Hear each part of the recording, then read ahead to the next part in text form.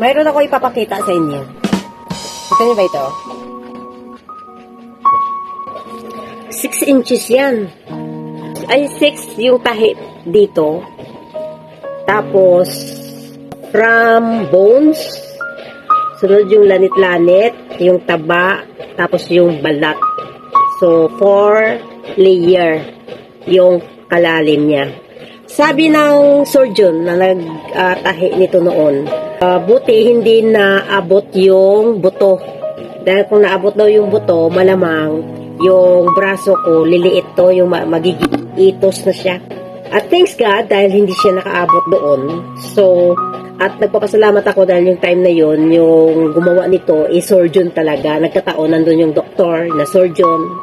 Kaya ko ito sinare sa inyo dahil nakatanggap ako ng balita na yung gumawa nito, namatay na daw. Grabe no, napakabait talaga ni Lord. Kasi yung taong gumawa sa akin ng masama, hindi ko malang nakuha yung justice na dapat na para sa akin, ay yung panahon na mismo yung naningil sa kanya. Siguro, marami magtatanong kung bakit ako ginawaan ng ganito, bakit ako tinaga.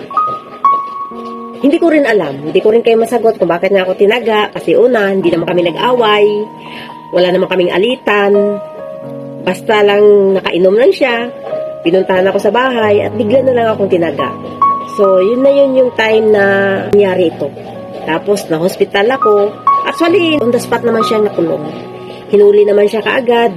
Habang nasa hospital ako, nakakulong siya.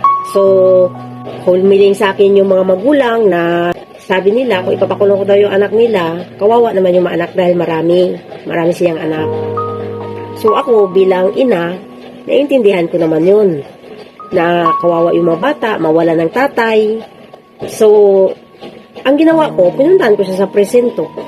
Papunta ko doon sa presinto, hindi ako nagpasaka ng kaso, pumirma ako, pinalabas ko siya ng kulungan. And then, ang ginawa ko, umalis na ako sa lugar nila, umuwi na ako sa amin, at nag-move on ng buhay ko, kasama ng mga anak ko. Hanggang sa nakapag-abroad ako, hanggang umabot na ako sa ganitong estado ng buhay, wala na akong balita sa kanila doon. Kaya ngayon, kaya ko ito sinare sa inyo dahil nabalitaan ko na wala na pala siya. Namatay na daw siya.